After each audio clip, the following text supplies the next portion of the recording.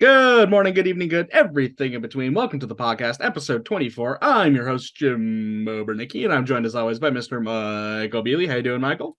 I am incredibly nervous about this Climax Series final, but other than that, I am here. Well, hey, you guys won the game today. That's pretty good. And what a great game it was. As you may have noticed already, we are not joined by Mr. Gabe Lerman. He is still on his trip to Japan. Hopefully, I'm pretty sure he'll be back next week for next week's show, but I hope he had a great time, and I hope he got to see one of these super exciting games because, man, this last week we have had such amazing baseball in the Pacific League. And look, I know the Hawks lost in their series against the Marines, but what a game. To go into extra innings and have the Hawks score 3 and then the Marines score 4. It was just a crazy game. I was like jumping up and down at work. It was fantastic. Of course, I would have rathered the Hawks win, but look, if a result's not going to go my way, I'd rather it be super exciting like that. Did you manage to watch that game? I did watch that game, and instead of giving my opinions on there, I would like to quote an anonymous SoftBank executive due to the fact I'm using a Google translation here, so I do not wish to attribute it to them. But it says, "Why would the heavens impose something so cruel?" stated following their Climax Series loss. Oh man, you should have seen how happy I was when Shudo hit that double to score the RBI. I was like jumping up and down. It was honestly, it was like the 2014 home run of Jose Bautista. It was like the same thing. I'm in work and I'm like, I'm like freaking out. But So then about yeah, about that game though, I actually like that entire game. I've set my smart box TV whatever with a timer to start the game at whatever time, and I would wake up in the middle of the night, and I can't actually watch a TV without my glasses because I'm blind as a bat. So I just kind of see vague baseball shapes happening, and I kind of saw the score and I was like, oh, 0-0. I'm going to bed. I'm going back to bed. And I'd wake up again. I was like, oh, it's 3-0. It's over. Goodbye. And I wake up, I'm like, oh, it's tied. And then I go back to bed and I wake up again and I'm like, oh, who won? Oh, the Marines won. I'm Really? gonna be honest. It was a moment of extreme hubris when the Hawks scored 1 or 2. I was like, all right, that's it. Keep it up, keep it up. And then they scored the third. I'm like, it's over. Not even close. They're never gonna lose this lead. Nothing bad could ever happen again. And then it all came crashing down. See, But that hey, is that's why baseball, baby. my personal superstition is that I must maintain a negative outlook on every single game. Because the moment I get too cocky, it all comes crumbling down. That is fair. That has I happened have to me stats to many back this up. times. And so, yeah, that's what I want to talk about. Obviously, that was a great game. And then the games we've had so far in the Climax series have also been very good. While the score may be a little indicative, like it might seem like the Buffaloes really beat up on the Marines in the first game, it was actually a pretty decent game until the latter stages. And then the game today, oh my God, with the Marines scoring, with the Marines getting ahead in the ninth, that game was awesome. So it's been a really good series so far, and I hope we can keep it up. I think selfishly, I want the Buffaloes to win because I think they have the best chance of beating whoever comes out of the CL. But man, if the Marines can either take it to 7 or like even win it and then go on to beat the CL team, that works for me too. That would be a lot of fun. Obviously, that would work really well for me, but I feel like Lotte at this point in time is just running on magic. Yeah, Like, by all sense in the world, they should not be where they're at because when we go over their stats, every episode of this podcast, we'd go, oh, Lotte's doing this. Everything was so low. And then somehow they would just keep winning and winning and winning and winning and winning. It's just ridiculous. they've just got the grit. I guess. The grit wasn't really showing itself all season, Now but they have a stat for it, but I'm not a nerd. But like they'd have low RBIs, but every RBI they would get would be to take the lead or to put the finish on the game, or it'd be the RBI to win that 1-0 game. So it'd always be like clutch, as the old people say.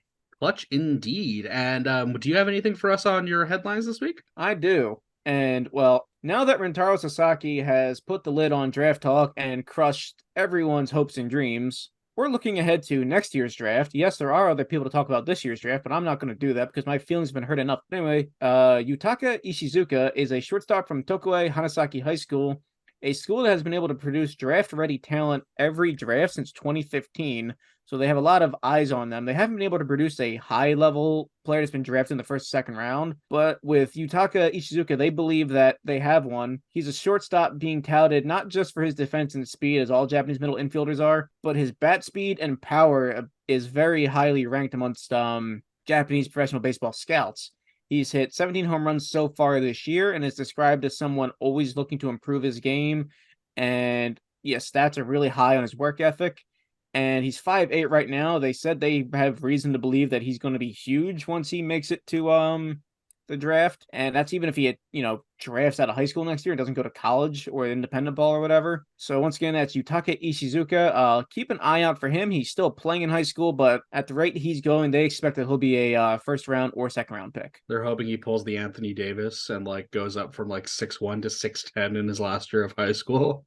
I did see a video. I saw it on Instagram, but apparently it was on TikTok, but I don't watch that garbage. But anyway, they were walking around New Orleans and they were interviewing people. Oh, what do you do? What do you do? And they walked up to a tall guy. They asked him, and he's like, "Oh, I play for the Pelicans." And they're like, "Oh, really? That's really cool." And they're like, "What do you have any advice to give to the younger generation?" And I kid you not, he goes, "Work hard. Work hard. At one point in my life, I was 5'7". I worked hard. Now I'm 6'8". I'm just like, that's not how that works. I like it. I like that attitude, though. I'm just gonna will myself taller. Just do it. Just be taller. Get over it, literally. If that was me in that situation, I would just be 6'10" at all times. If I was born in that body, believe you me, I'd be a taller guy. I just wake up and I'm tall. It's just how it works. And so while we go and try and figure out how to get taller, because I don't know about you, I'm short and I don't like it. I'd like to be taller. I'm going to go do some research, and we'll leave you with a quick little ad break. Take a listen. Hey, you should be betting on sports! Like right now, open your phone, download an app, and start blowing money on silly wagers. We'll even give you a head start with some quote-unquote free money! Come on, what are you afraid of? Are you a whiny little baby with a dirty diaper? Everyone bets on games now. Your friends' friends, your mom! That's right, your mom bets on sports. How do we know? Actually, there's no betting on sports in Japan, which means all broadcasts on Pacific League TV are free from the scourge of sportsbook commercials. So you can enjoy baseball without being taunted by the broadcast. Visit PacificLeague.com for more details, or watch Dingo.com for free live games without commentary within North America.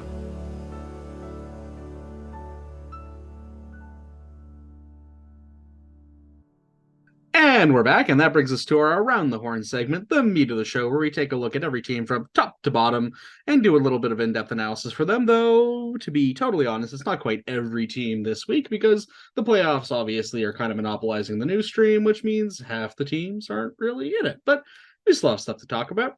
And coming off the top, of course, the league-leading, pennant-winning Oryx Buffaloes, 1-1 since we last spoke, with that extra win in hand being due to them winning the pennant series. They are up 2-1 over the Marines as we speak.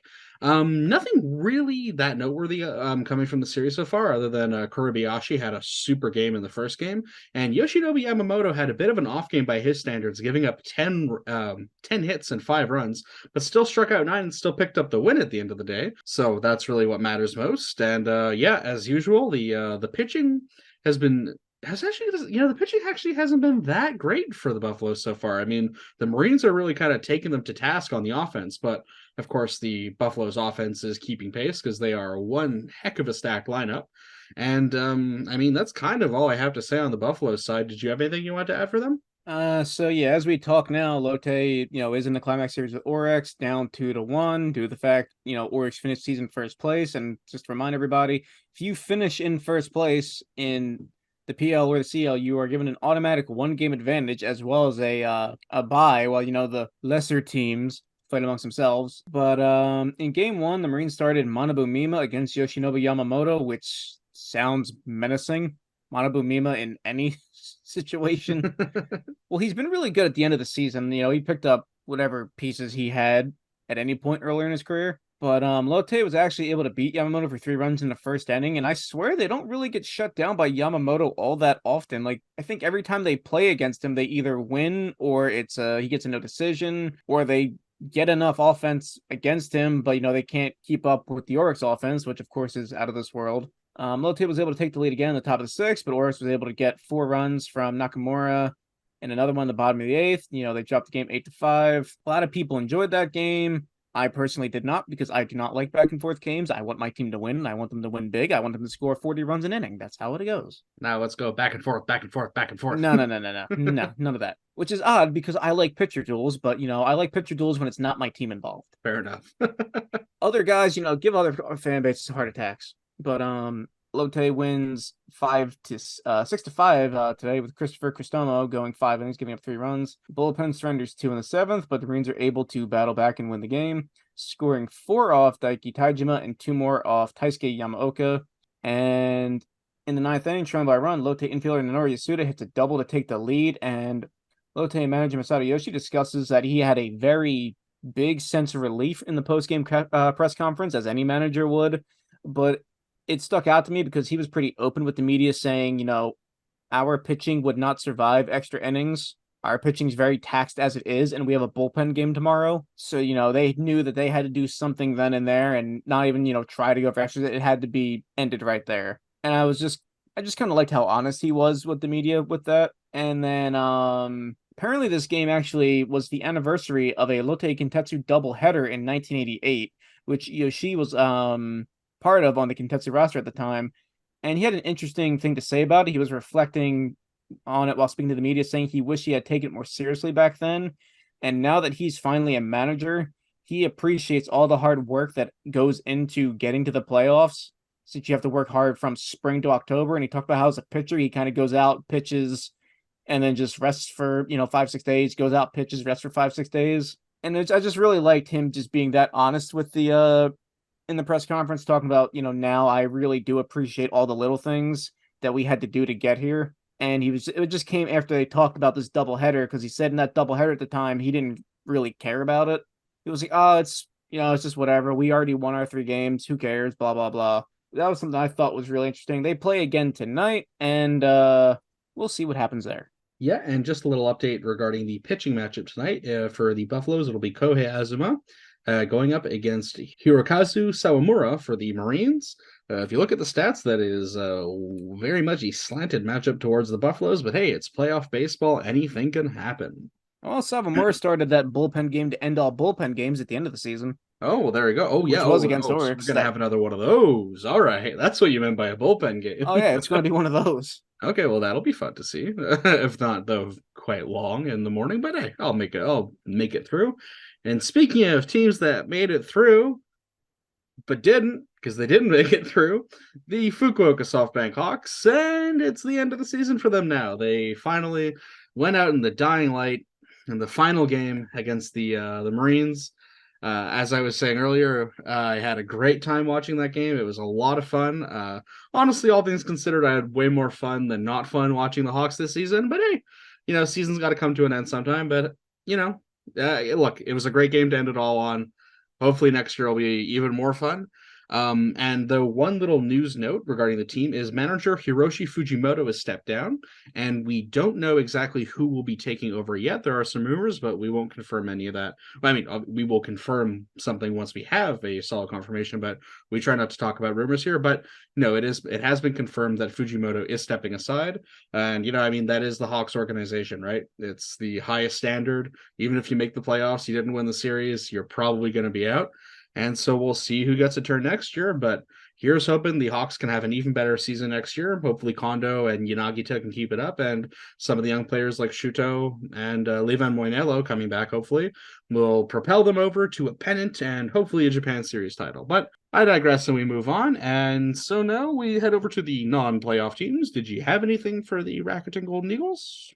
So unlike a lot of the non-playoff teams, Rakuten actually is pretty active in the headlines recently. For example, they announced they'll be parting ways with comprehensive training coach Hiroshi Nahara, who they call him the comprehensive training coach, but he was also the defense coach, the base running coach. Pretty much anywhere you needed a coach, I guess he was there. So they're changing, going to be making a change there. No rumors, anything on his replacement as of yet. And actually, their new hitting coach that they got earlier in the year, Toshigi Imai, he is now going to be Rakuten's manager. So he's gone from the minor league hitting coach to the top team hitting coach to now the manager. And his former manager, Bobby Valentine, gave a lot of words of praise to the media because Bobby Valentine is in Japan as of right now, or at least he was. He might still be there for the entire playoff series. I don't know. But he even went out to the media and said that his contract, he was being underpaid with that contract because he's such a great baseball mind, which I thought was pretty funny. But yeah, there's a lot of lot of turnover right now with Rockton, which I think that's something that they've really had to do based on this past season. You know, they were really struggling. They made a change, and then they went all the way to the end of the season in contention until the final days. So I think, you know, this next season there's going to be they could be in the playoffs next season. They could have first place. Who knows? I think they really need to make this change and make changes all the way up and down the organization. Yeah, and I actually think Imai stepping in as coach is definitely the right move. I mean, we saw how much the team turned around when he took over this year from the hitting coach position, and so yeah, I think that's a great appointment by the team. In fact, as you saw in our show notes, I totally misread a news story, and I thought Imai was the new coach of the Hawks, and I was like, yeah, huge get. All right, good job, Hawks. But nope, turns out that's not the case. So sucks for me, but no, it's a great manager for Rocketen, I think, and I think they'll be a lot better next year. And speaking of teams that I think are going to be a lot better next year, that brings us over to the Saitama Seibu Lions, who I have nothing for. It's been another quiet week on the Lions front. I think I mentioned last week, or even the week before, Kazuo Matsui's back. I think that's like the only offseason note we really have. I'll try to find some news and keep you up to date next time. But that brings us over to another team that I think we don't have a lot of developments for, the Hokkaido Nippon Ham Fighters. Do you have anything for them? The only thing I kept finding for the fighters was a lot of things I can't go into, just about who's going to declare free agency, who's going to sign with the team, who are the teams going after. And of course, that's all speculation and rumors, so not going into that. But for every team not currently in the playoffs, the main headline that I've been seeing all week was foreign import has returned home, which every time I see this headline, I just wonder, why are you reporting that? Where did you think they were going? Where did you think he was going to go? Now, I have seen before that some players, mainly the players on multi-year contracts, do stay in Japan. And that was happening, these past couple years a lot more often due to the uncertainty of being able to procure a visa to play in Japan. So a lot of players just stayed put in the offseason. But as right now, the only update I have on the Fighters is, hey, their foreign imports went home. Well, there you go. And I think we'll also be going home too, because it's a short week this week. We only had our very linear series of playoff games. So, hey, if you're listening to the show, please enjoy PLTV. Go check out the playoff games. It's great stuff. And check out all the other videos we have on the channel, all the other English content we have. I mean, we already know how the season's going to go, but you can always go back and watch the old games too. And we'll see you next time. Take care.